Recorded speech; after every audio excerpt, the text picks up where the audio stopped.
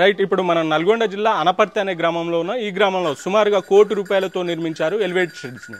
ఇంత ఖర్చు పెట్టి ఎలివేటెడ్ షెడ్స్లో గొర్రెలను పెంచుతున్నారు. దీంట్లో ఎన్ని లాభాలు ఉంటాయి, ఓవరాల్గా షెడ్స్ వేయడానికి ఎలాంటి పనులు ఉంటాయి, ఎంత సైజులో భూమి కావాల్సి ఉంటుంది అడిగి తెలుసుకునే ప్రయత్నం చేద్దాం. మనతో పాటు అంజిరెడ్డి గారు ఉన్నారు. సార్, అంజిరెడ్డి గారు నమస్తే. నమస్తే. ముందుగా చెప్పండి, ₹1,00,00,000తో ఎలివేటెడ్ షెడ్స్ని నిర్మించారు. ఎంత భూమి అవసరం ఉంటుంది ఈ షెడ్కి? షెడ్కు ఎగ్జాక్ట్లీ అంటే 10 గుంటలైనా సరిపోతుంది. 9,000 SFT కన్స్ట్రక్షన్ రావాలి మనకు. 9,000 SFT అన్నప్పుడు మనకు 10 గుంటలైనా సరిపోతుంది. సో దీన్ని ఏదైతుందో మొత్తం పర్మనెంట్ స్ట్రక్చర్స్ తోటే నేను స్టీల్ అండ్ వీటితో చేశాను. కింద ఈ షీట్స్ మాత్రం ఇవి కోయంబత్తూరు నుంచి తెప్పించాను. ఓకే, ఎలివేటెడ్ షీట్స్ అంటాము, ప్లాస్టిక్ షీట్స్, వర్జిన్ ప్లాస్టిక్, అది స్ట్రాంగ్గా కూడా ఉంటుంది కాబట్టి వీటిని తీసుకోవడం జరిగింది. ఓకే, ఎంత SFTలో నిర్మించుకున్నారు మీ షెడ్ని? ఇది 9,000 SFT ఉంటుంది. మొత్తం ఓవరాల్గా 9,000 SFT ఉంటుంది. ఓకే, ప్లస్ ఉంటుంది. లేబర్ ఉండడానికి ఒక 3 రూమ్లు 4 రూమ్లు వేసాను. ఆఫీస్ రూము, తర్వాత మెడిసిన్స్ పెట్టుకోవడానికి కూడా, తర్వాత గోడౌన్ వేసుకున్నాను. ఓకే, తర్వాత సిక్ ఎనిమల్స్ కింద ఉంచడానికి వాటిని వేరే తీసుకోవడం జరిగింది. ఇట్లా అన్ని రకాల వసతులతోటే షెడ్ నిర్మించడం జరిగింది. ఓకే, మీ షెడ్లో పైన షీ ఫార్మింగ్, కింద నాటుకోళ్ళ ఫార్మింగ్. ఇది 6 ఫీట్ల హైట్ మీద ఉంటుంది. 6 ఫీట్ల హైట్ మీద ఉంటుంది. కింద లిటర్ గిన పడ్డప్పుడు నాటుకోళ్ళు కూడా అంత స్వేచ్ఛగా తిరుగుతూ వాటికి కావాల్సిన పురుగులు, క్రిమి కీటకాలను లిటర్ లోపల అవి ఇవి దొరుకుతుంటాయి. వాటికి ఆ గుడ్లను అవి తింటూ అవి బ్రతుకుతుంటాయి. ఇప్పుడు కింద నాటుకోళ్ళు అన్నారు సార్, పైన ఉన్న లెట్రిన్ ఏదైతే ఉంటుందో ఆ కోళ్ళ మీద పడితే ఏమన్నా వైరస్ లాంటివి ఏమైనా వచ్చే అవకాశం ఉంటుంది? వాటికి తెలుసండి, ఏం పడదు. ఇంతవరకు అయితే అటువంటిది ఏం రాలేదు. వాటికి కూడా వీటికి డివార్మింగ్ చేసినప్పుడు వాటికి కూడా కొంత వార్మింగ్ ఏమైనా ఉంటే వాటికి కూడా చేయడం జరుగుతుంది. వ్యాక్సినేషన్ వాటికి కూడా తీసుకోవడం జరుగుతుంది. కాబట్టి ఇంతవరకు అయితే ఆ ఇష్యూస్ ఏం రాలేదు. ఓకే, వాటి మీద పడటం కింద కూడా ఎట్లా అంటే ఇట్లా పడుతుంటాయి, పక్కకి జరిగిపోతాయి. అవి కూడా కోళ్ళు అవి అట్లే నిలబడవు, పోతుంటాయి. ఎక్కువ ఏడాది పడుతుంది, అవి పక్కకు పోయి మేస్తాయి. ఇంకా ఫ్రీ రేంజ్ లో తిరగడానికి కూడా అవకాశం ఉంటుంది. పైనుండి పడ్డ వీటి లెట్రిన్ ఏదో తోవడం కానీ చేస్తుంటాయి కాబట్టి ఫ్రీ రేంజ్ లో చేస్తాయి. ఓకే, తర్వాత గడ్డి మనం చాపింగ్ చేసినటువంటి గడ్డి గట్ల వేస్తాం కదా, అది కూడా ఏమైనా కింద పడ్డప్పుడు అవి కూడా గడ్డి తింటూనే ఉంటాయి. ఓకే, ఏమైనా మనము ఎడ్జులుసన్ లాంటి వాటిలో విత్తనాలు ఉంటాయి. విత్తనాలు కొంచెం ముదిరినప్పుడు విత్తనాలు అవి కూడా మంచిగా కింద పడ్డప్పుడు అవి కూడా గింజలను తింటూనే ఉంటాయి. సో అట్లా దేనికి అది సింబయాటిక్గా ఉంటాయి అనేటటువంటిది సహజీవనం చేస్తుంటాయి. ఇప్పుడు ఎలివేటెడ్ షెడ్స్లో గాలి వెలుతురు మంచిగా రావాలంటే ఎట్లా నిర్మించుకోవాల్సి ఉంటుంది? 4 ఫీట్ల పైనుంచి 6 ఫీట్లు ఎక్కువ. ఇప్పుడు ఇది 6 ఫీట్లో తీసుకున్నాను. వేరే రైతులు కూడా 7 ఫీట్ల అతను కూడా 7 ఫీట్లు వేసిన రైతు కూడా ఒక అతను మనకు గజ్వేల్ దగ్గర వేసి వచ్చాడు నా దగ్గరికి. అతడు కొన్ని సమస్యలు గొర్రెలుగానే ఎక్కడం ఇబ్బంది అవుతుంది సార్, మీరు మంచి ఐడియల్గా తీసుకున్నారని చెప్పి నాతోటి షేర్ చేసుకోవడం జరిగింది.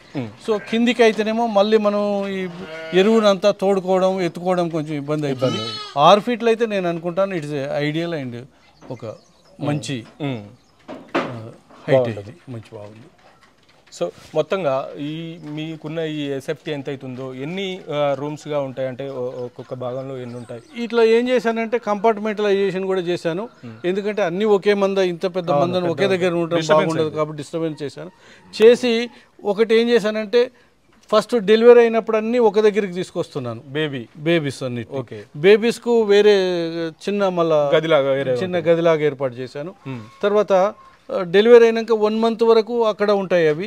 తర్వాత మళ్ళీ కొత్తగా డెలివరీ వచ్చేసేవన్నీ మళ్ళీ ఇంకొక కంపార్ట్మెంట్లో ఉంటాయి. ప్రెగ్నెంట్ అన్నీ ఒక దగ్గర చేశాను. పొట్టేళ్ళు అన్నీ ఒక దగ్గర చేశాను. కొదమలు అంటాం యూస్, ఆ కొదమలన్నీ కూడా ఒక దగ్గరికి చేశాను. ఇప్పుడు మదర్ బేబీ ఒక దాంట్లో పెడతారా? డెలివరీ కాగానే ఫస్ట్ వాటి ఏమంటే పాలు, దాని పిల్ల మీద ప్రేమ, దానికి ఉన్నటువంటి అంత నాకడం ఇట్లా చేస్తుంటాయి కదా, దాన్ని ఏమంటే మరగడం అంటాం. ఆ గొర్రె పిల్లలు తల్లి పిల్ల దాని ప్రేమ అది చూపించుకోవడానికి ప్రవేశిస్తాం. కొన్ని మరగని కూడా ఉంటాయి. కొదమలకి ఎట్లా వచ్చినప్పుడు కొంచెం వాటిని పిల్లలను ప్రేమగా చూసుకోవడం అనేది ఉండదు. అవి రెండింటిని ఒక దగ్గర ఉంచుతాం కాసేపు, ఒక రోజు కానీ దాని వీలుని బట్టి. అట్లా ఒక దగ్గర ఉన్నప్పుడు అవి ఒకదానికి ఒకటి ప్రేమతోటి వాటి పాలు తాగడానికి వీటన్నిటికీ మంచిగా పెరుగుతాయి. అవి అట్లా కలిసిపోయి ఉంటాయి అవి కూడా. సో అట్లా కొంతకాలము ఒక దగ్గర ఉంచే తర్వాత మళ్ళీ సెపరేట్ చేయడం జరుగుతుంది. సార్ తల్లి ఎమ్మటి ఎప్పుడు పిల్లలు ఉంటే కూడా తల్లికి చికాకు కలిగిస్తుంటాయి.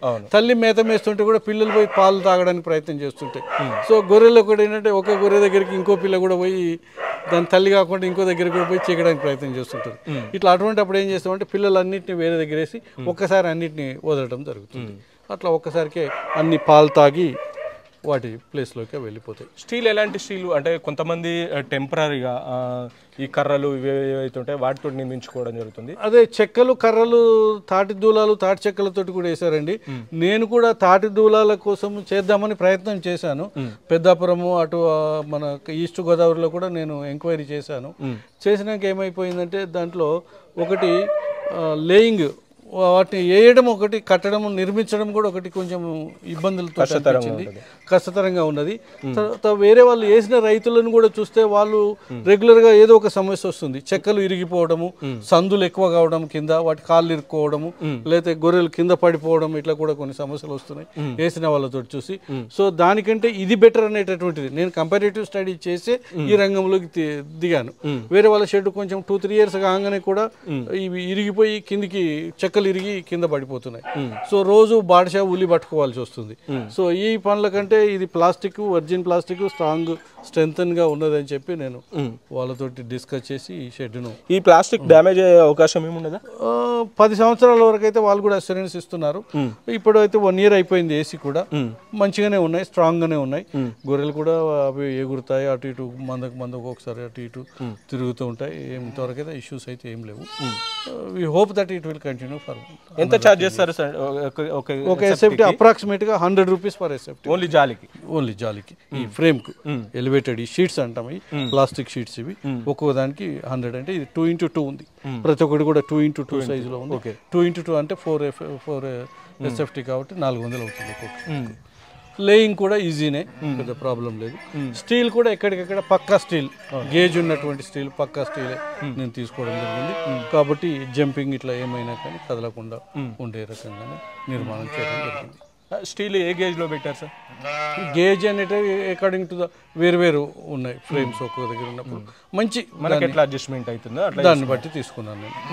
ఈ హోల్స్ ఇప్పుడు ఎలివేటెడ్ షెడ్స్ కున్న హోల్స్ ఇదే సైజ్ లో ఉంటుందా, ఇంకేమైనా తక్కువ ఉండే అవకాశం? తక్కువ లేదయ్యా, ఇదే సైజు, స్టాండర్డ్ సైజు. ఇందులో చిన్న పిల్లలు కూడా ఏమి ఎక్కడ మీరు ఇప్పుడు చిన్న పిల్లలు కూడా ఉన్నాయి, తిరుగుతూనే ఉన్నాయి. వాటి కాళ్ళు కూడా ఏమి ఇరికే అవకాశం లేదు.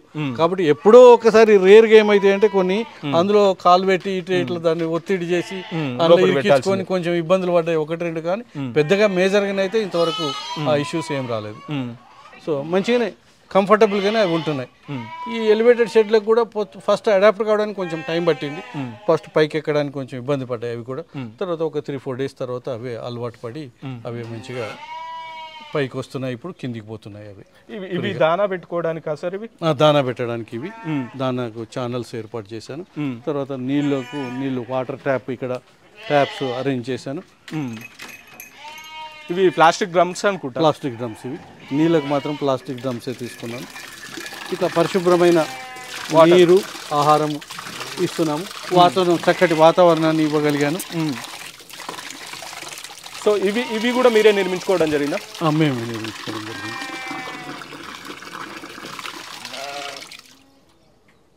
సో ₹1,00,00,000 పెట్టారు సార్ ఈ షెడ్కి. ఓవరాల్ ₹1,00,00,000 షెడ్కు కోటి, మొత్తము గొర్రెలకు ఇంక్లూడింగ్ మెషినరీ అన్ని కలిపి ₹1,00,00,000. షెడ్ వరకు ఎంత ఖర్చు వచ్చింది? షెడ్ వరకు ఒక 35 lakhs వచ్చింది. సబ్సిడీ ఉందా? దీనికి 50% సబ్సిడీ ఉంది.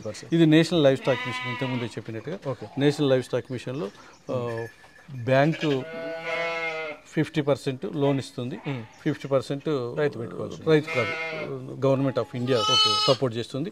బ్యాంక్ ఇచ్చే 50%లో 10% మన కంట్రిబ్యూషన్ ఉంటుంది. మనం కట్టాల్సి ఉంటుంది. అంటే 40 బ్యాంక్ ఇస్తుంది, 10% ఫార్మర్ కంట్రిబ్యూషన్, మిగతా 50% సబ్సిడీ గవర్నమెంట్ ఆఫ్ ఇండియా ఇస్తుంది.